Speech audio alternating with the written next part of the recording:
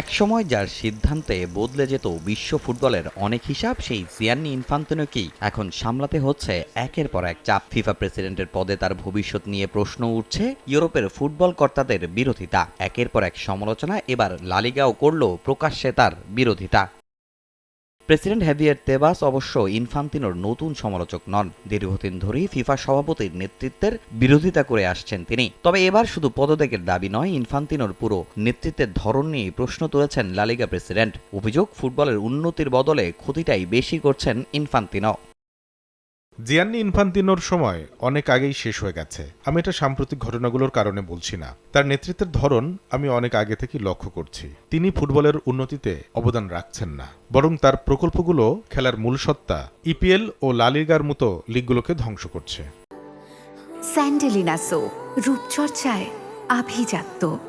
তেবাসের এই আক্রমণের সময়টাই সবচেয়ে গুরুত্বপূর্ণ। বিশ্বকাপের একটা অংশ বেসরকারি বিনিয়োগকারীদের কাছে বিক্রির গোপন পরিকল্পনা সামনে আসার পর ইনফান্তিনোর ওপর চাপ আরও বেড়েছে। যদিও সেই পরিকল্পনা শেষ পর্যন্ত বাতিল হয়েছে, কিন্তু বিতর্ক থামেনি। বরং ইউরোপের ফুটবল প্রশাসনে তৈরি হয়েছে আরও বড় বিরোধিতা।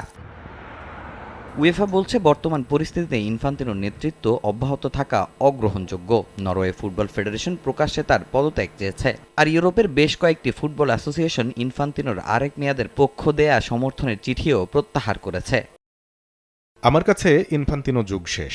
এখন দেখার বিষয় সেটা কবে কার্যকর হবে এবং নতুন কেউ কিভাবে আসবে। আমি আশা করি শুধু কয়েকজনকে সরিয়ে অন্যদের বসানো ঠিক হবে না, ভালো করে সংস্কার করতে হবে। তবে ইনফান্তিনো এখনও চেয়ারে। ফিফাও তার পাশে থাকার বার্তা দিয়েছে। কিন্তু ইউরোপের চাপ, নেতৃত্ব নিয়ে প্রশ্ন আর তেবাসের এমন মন্তব্য, সব মিলিয়ে বিশ্ব ফুটবলের রাজনীতিতে দিনকে দিন জটিলতা বাড়ছে। এখন দেখার বিষয়, এত চাপ সামলে কিভাবে টিকে থাকেন জিয়ান্নি ইনফান্তিনো।